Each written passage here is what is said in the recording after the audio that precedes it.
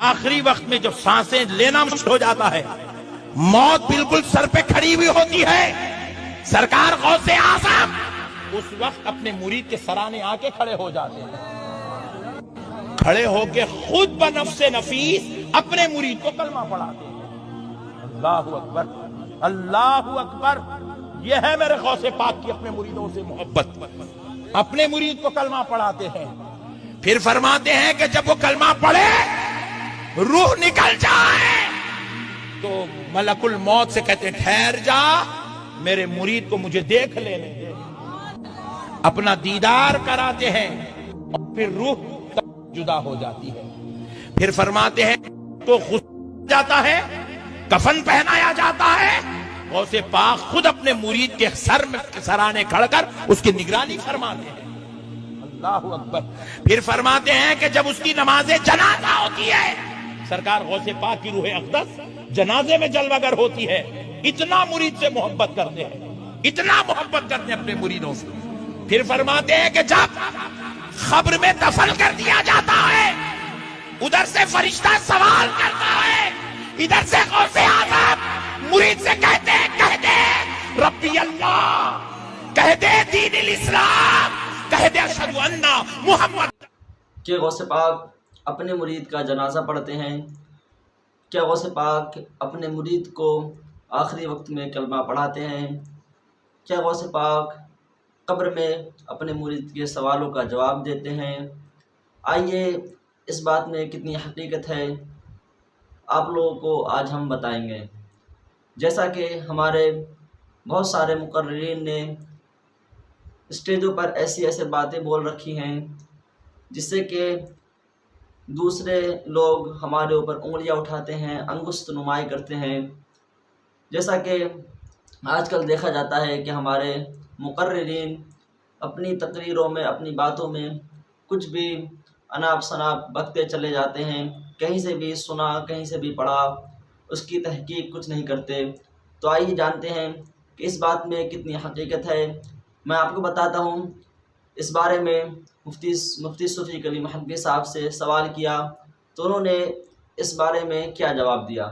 کیا غوث اعظم اپنے مریدوں کے جاکنی کے وقت خود تشریف لاتے ہیں، اپنا دیدار کراتے ہیں، مریدوں کو کلمہ پڑھا کر اس کی نماز جنازہ میں بھی شامل ہوتے ہیں، اور کیا قبر کے سوال و جواب میں مدد فرماتے ہیں؟ سبحان اللہ، سبحان اللہ، بڑی زبردست بات کہی ہے آپ نے۔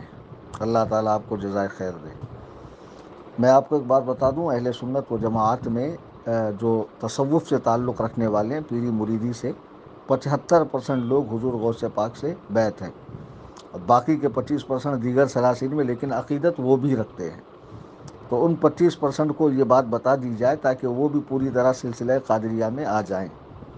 کتنی اچھی بات ہے، ایک سلسلہ قادریہ میں بیعت ہو جاؤ، پھر کیا، یہاں سے وہاں تک بیڑا پاری پار، انشاءاللہ جنت میں جانے تک کوئی روک نہیں، کوئی ٹوک نہیں، کیونکہ موت کے وقت غوث پاک دیدار بھی عطا فرمائیں گے، اور ساتھ میں نظام سختی بھی، آسانی بھی فرمائیں گے، اور ساتھ میں کلمہ شریف بھی پڑھائیں گے، پھر جنازے میں شریک ہوں گے۔ نماز جنازہ اگر ایک شخص نے بھی پڑھ لی تو باقی سب کے اوپر سے ساقط ہو جاتی ہے، چونکہ نماز جنازہ فرض کفایہ ہے۔ اب ایسا کرو، جنازہ رکھ دیا کرو، سرکار غوث پاک تشریف لائیں گے اور اس کے بعد آپ نماز جنازہ پڑھ لیں گے۔ تو جس کی نماز جنازہ اولیاء کے سردار نے پڑھی، کسی اور کی کیا ہمت ہے کہ اس کی نماز جنازہ پڑھے؟ اور جب اولیاء کے سردار نماز جنازہ پڑھیں گے تو یقیناً جنتی ہو جائے گا۔ پھر یہ کہ وہاں جو فرشتے آ رہے ہیں وہاں بھی حضور غوث پاک ہے، کبھی تو غوث پاک کا دھوبی ہوں کہہ کے چھوٹ جا رہا ہے، اور پھر کبھی تو غوث پاک آنکھ بھی نکال رہے ہیں فرشتے کی، اور کبھی تو مرید کے پاس فرشتوں کو آنے کے بعد ڈانٹ بھی رہے۔ کہاں سے پڑھ کے آتے ہو سب باتیں؟ وہ کون جاہل مقررین ہیں جو اس طرح کی باتیں کرتے ہیں؟ جب امام غزالی نے اتنی بڑی بات فرمائی کہ سو امام اللہ کی رحمت اور رسول کی شفاعت کی بات ہمیشہ کرے، وہاں شیطان کے جانے کا کام نہیں ہے۔ اس طرح کی بات کرنے سے کیا مسجدیں سونی نہیں ہوگی، مدرسے غیر آباد نہیں ہوں گے، لوگ حج کرنے جائیں گے، زکوٰۃ ادا کریں گے، ٹھنڈ کے زمانے میں اٹھ کے مسجد میں نماز پڑھیں گے، تراویح پڑھیں گے، زکوٰۃ و صدقہ دیں گے، ایک دوسرے کے حقوق ادا کریں گے۔ کچھ کرنے کی ضرورت نہیں، صرف بیعت ہو جاؤ اور یہ سارے بمپر آفر آپ کو مل جائیں گے۔ وہ بائی ون گیٹ ون ہوتا نا، یہاں تو بائی ون 1000 فری میں مل جائیں گے آفرز آپ کو. کتنے آفرز گنوا دیے آپ نے. یہ جس جاہل مقرر نے حیدرآباد کے بیان کیا، ایک نمبر کا جاہل ہے. قرآن کریم جس کے بارے میں فرمایا لا ریب فی ذالک الکتاب لا ریب فی، اس کے بعد حدیث پاک خاصی حد تک محفوظ ہے. اس کے جمع کرنے میں بھی اتنی احتیاط برتی گئی، اسناد کا خیال کیا گیا، راویان کی جانچ پڑتال کی گئی، ہاں، اور کیسا کیسا اسماء الرجال میں حکم بیان کیا گیا احادیث کا. کیا وہ باتیں بزرگوں کے واقعے میں ہوتی ہے؟ بس کسی خوش عقیدہ مرید نے کہا ایسا ایسا معاملہ ہے، لوگوں نے مان لیا اور جاہل مقرروں نے بولنا شروع کیا. اللہ کے نبی فرماتے ہیں جو ایک نماز چھوڑے وہ 2,88,00,000 سال جہنم میں جلایا جائے گا. اب جو پوری زندگی نماز ہی نہ پڑھے، زکاتی نہ دے، شراب پیے، سود کھائے، لیکن بیت ہو گیا کسی پیر کی چادر پکڑ کے، امامہ پکڑ کے، جبہ پکڑ کے، قبہ پکڑ کے، ہاں، اور قادری سلسلہ تھا تو اس کو یہ سارے آفر ملیں گے. کیا جہالت بھری باتیں ہیں یار. کس طرح یہ کس طرف لے کے جا رہے ہیں قوم کو یہ لوگ. اس طرح کی آسانیاں بتا کر دین کی جو پابندیاں تھیں، جو فرائض و واجبات ہیں، جس کے ترک پر سخت سخت وعیدیں زبان رسالت سے ارشاد ہوئی، وہ سب ختم ہو گئی.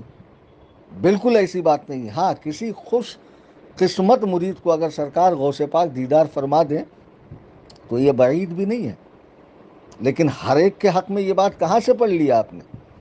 بالکل اس طرح کی باتیں بیان نہیں کرنی چاہیے، اس سے بدعملی زور پکڑے گی. اسی لیے سنیوں کی مسجدیں جو ہے آباد نہیں ہیں. نمازی میں کبھی کبھی امام اور نائب امام دو ہی ہوتے ہیں، یا تو کہیں کہیں امامی اذان دیتا ہے، امامی نماز پڑھتا ہے. اللہ کے بندو، اس طرح کی باتیں